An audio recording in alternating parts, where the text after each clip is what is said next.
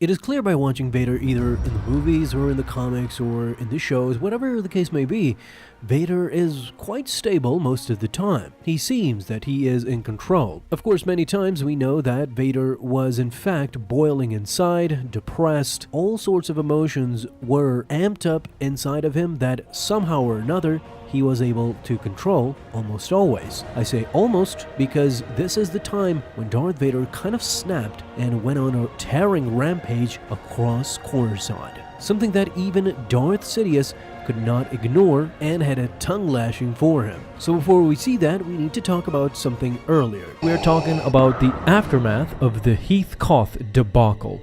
You see, in that mission, while Vader successfully killed Master Koth, the other missions that 3 Inquisitors had to accomplish was to capture the child of Koth and his wife, who were making a run for it. This is where so far 2 unidentified Inquisitors come in. One is a red-skinned female and the other a male Twi'lek Inquisitor who accompanied the 5th brother on finding the child. Once the female Inquisitor focuses on the Force, she senses the child and catches up with the wife. While the Inquisitor lets her go, she ends up kidnapping her little child to the despair of her mother, but the wife was let go. She was not killed. They didn't even think twice about this failure until the night after, when Vader storms into their headquarters. Everyone is stunned. Vader ignites his blade and tries to strike down the female Inquisitor, but the Twi'lek stops him and told her to run. Vader now confirmed his suspicion that there was definitely an attachment between the two, a grave mistake. After all this, they still hadn't learned the true meaning of the dark side. Vader threw him to the wall like a rag doll while the female Inquisitor was running for her life. The Twi'lek stood up, but as much as he wanted to confront the Dark Lord of the Sith, he knew that he would not be able to last for a second. He proceeded to run too, but now Vader was assured that these two needed to be dealt with. And while the Grand Inquisitor tried to talk to Vader asking to help, Vader refused. He will handle the situation by himself. Meanwhile, the 2 Inquisitors are running and still can't figure out what happened in there. Why was Vader chasing them down? However, by this point, it didn't really matter. They needed to get rid of Vader if both of them wanted to be free. Sure enough, Vader together with the Coruscant Guard were patrolling the streets of Coruscant. By the way, I have to talk about this. This meme is hilarious. Vader never sitting while aboard a vessel has been a staple from this comic series so far. I admire that. Let's see how long they can keep it up. Anyway, Vader was patiently waiting. I mean, he knew what the Inquisitors were up to. He was just patiently waiting for the attack to come, and sure enough it did. The Inquisitors destroyed the vessel, and when he jumped into another one, the lightsabers came slashing towards him, missing Vader once more. What the Sith Lord didn't think of, however, were the civilians, as a governor down in the park was enjoying a day out on a picnic when suddenly the vessel came crashing down, killing them all on the spot. "Vader's still coming," said the surprised Inquisitor, but now they had him. They first threw a vessel at Vader, however Vader immediately threw it back, and while the Inquisitors weren't harmed, Vader was jumping towards them, and smartly, the Inquisitors at that moment used the Force to crush a statue and swing it at him. It worked. The statue hit Vader so hard that the Sith Lord slammed the floor on a nearby balcony. The Twi'lek couldn't believe it. They finally got him. The female Zabrak was cocky as well. Vader deserved what was coming to him as she raised her saber, but suddenly it was Vader. He had lulled the Inquisitors into a trap. Using the Force, Vader controlled both of the Inquisitors and killed both of them with each other's lightsabers. There was nothing they could do but die. I guess they celebrated too early, and you never do that with Vader. You need to finish him before you rest on your laurels. These Inquisitors didn't get the memo. Coruscant was devastated.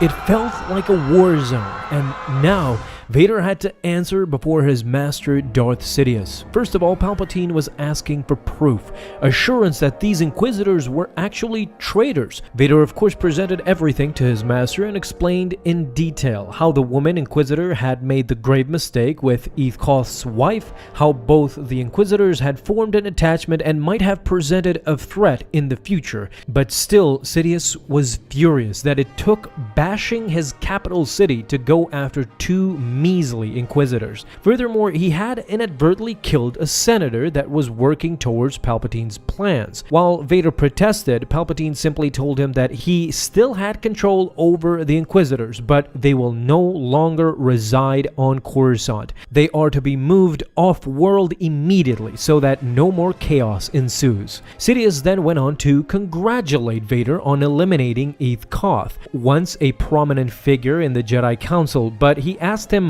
what was he after all these years when Vader confronted him. When Vader told him that Eth Koth had become a priest, Palpatine let out a loud laugh. He was very amused at this revelation. He was a Jedi fool, according to Palpatine. Why? Because he could have been anything he could ever want, and still, Eth Koth chose to become a man of faith, close to any religion, in order to live vicariously as a pseudo-Jedi. It was hilarious to Palpatine as he continued to laugh. He was all smiles to hear that the Jedi were still fools after all these years, and as a way to reward Vader, he told his friend to follow him since he had earned a gift from Sidious himself, something that was near and dear to his heart. However, he still chuckled and scoffed. As they were leaving to the place where Vader's gift awaits, he still laughed at the idea. A priest. Heh. Palpatine still could not let that notion go. Not only was it funny, but it made their job easier. They were slowly assured that the rest of the Jedi survivors would not be far off, either working as clergymen or as protectors. You know, Jedi things. They finally arrived. The gift was something that Vader would not expect to see ever again. It was the Nubian ship that Padme used for the last time on Mustafar. Vader stared at his reflection. He was stunned. The royal vessel of the lovely Padme Amidala. Vader immediately crushed the droid that was restoring it, while Palpatine went straight to business again. But when he told Vader to go immediately to Alderaan and deal with Bail Organa, Vader refused. This angered Palpatine at that moment, but Vader quickly explained he will do whatever task that Sidious requires. The only thing that he asks in return was a world of his own. A world, Palpatine looked at Vader. Now he understands. He wanted a place to hone his skills. Palpatine had Coruscant, and now Vader wanted one of his own. Perfect. He will give him Naboo, Palpatine's own homeworld. What better way to connect with his master? Or perhaps Tatooine, the planet he once called home. Why not go ahead and burn its entire sand and turn it into glass? But no, Vader wanted one planet only, and that was Mustafar. This is where issue number 20 ends. Callbacks to me are surreal. I love them because they don't ham-fist these things too often in the comic series, and I enjoy some Star Wars history here and there, revisiting these mementos like the Nubian ship, Vader's hate for Tatooine, and so forth. All in all, a great comic in the olden days. So guys, let me know what do you think down below in the comments. Thank you guys so much for watching this video, and if you enjoyed, leave a thumbs up down below, subscribe for dailies. Now you can have an awesome day, Star Wars fans. I'll see you in the next video, and may the Force be with you. Until then.